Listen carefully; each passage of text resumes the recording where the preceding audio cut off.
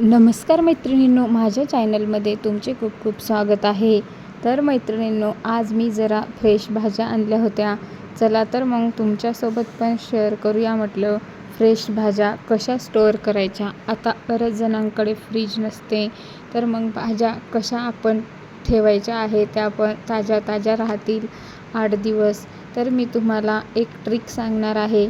ती ट्रिक तुम्ही नक्की फॉलो करा आणि व्हिडिओ शेवटपर्यंत नक्की पहा, तरच तुम्हाला समजेल. आता बरेच जण गरीब असतात, ज्यांच्याकडे फ्रीज अवेलेबल नसते. त्यांनी भाज्या कशा स्टोअर करायच्या आहे हे मी तुम्हाला सांगणार आहे. इथे पाहू शकता तुम्ही मी किती ताजा आणि फ्रेश भाजीपाला आणलेला आहे.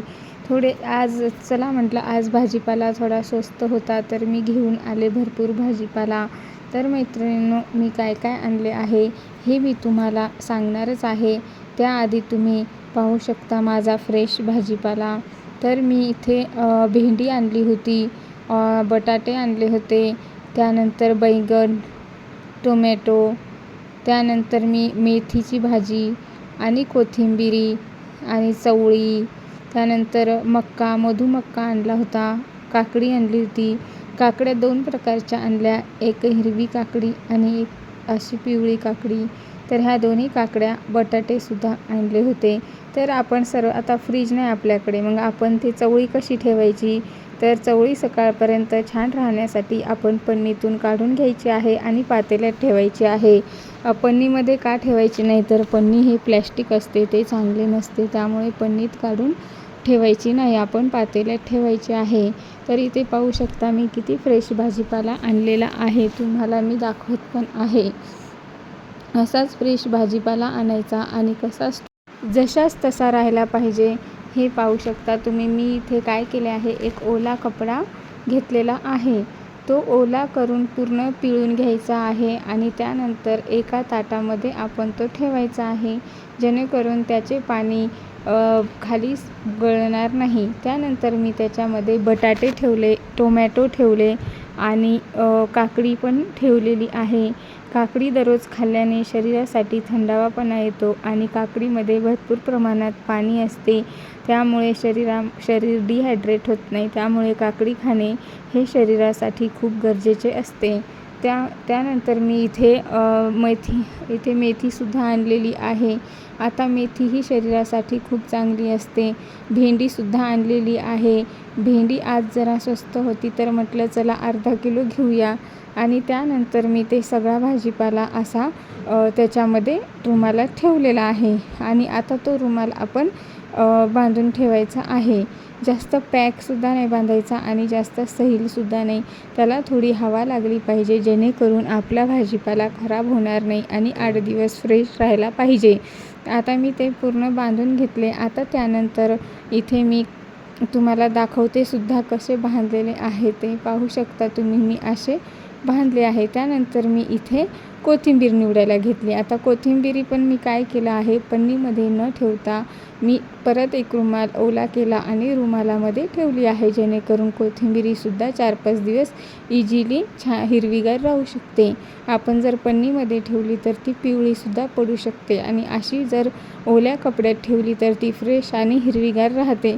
तुम्ही ही ट्रिक नक्की फॉलो करून पहा. मी सुद्धा स्वतः ही ट्रिक फॉलो करते, कारण फ्रीज वापरणे हे शरीरासाठी खूप हानिकारक असते. त्यामुळे आपण असे नॅचरल पद्धतीने कशा भाजीपाला स्टोअर करायचा असा, जेणेकरून आपले शरीर पण छान राहील आणि काहीही टेन्शन राहणार नाही. फ्रीजमधला भाजीपाला खाणे हे चांगले नसते.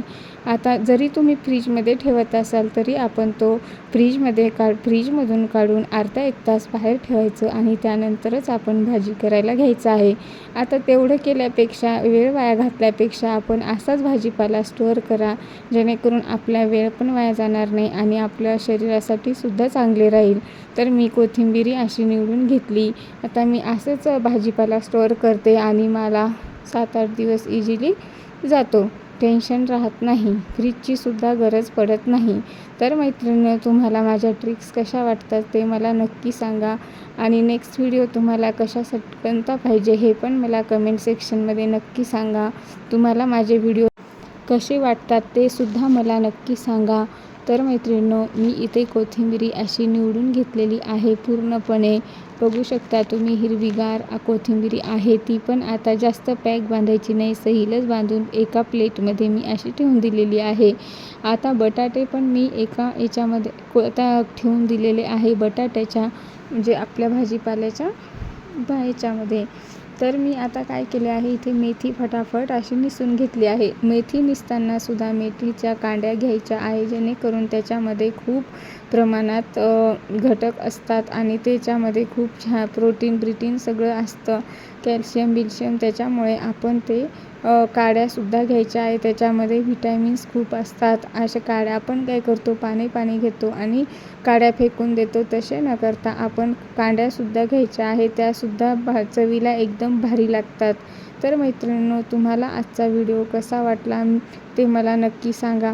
मी काय केले आहे, मेथीची भाजी अशी निसून एका पन्नीमध्ये ठेवली आहे, जेणेकरून ती मला फक्त सकाळी वापरायची होती. त्यासाठी मी तशी पन्नीमध्ये ठेवलेली आहे, कपड्यामध्ये ठेवलीच नाही, कारण मला उद्या सकाळी त्याचे पराठे बनवायचे होते. त्यामुळे चला तर मैत्रिणींनो, तुम्हाला माझा व्हिडिओ कसा वाटला नक्की सांगा. नेक्स्ट व्हिडिओमध्ये आपण नक्की भेटूया. चला तर मग, धन्यवाद.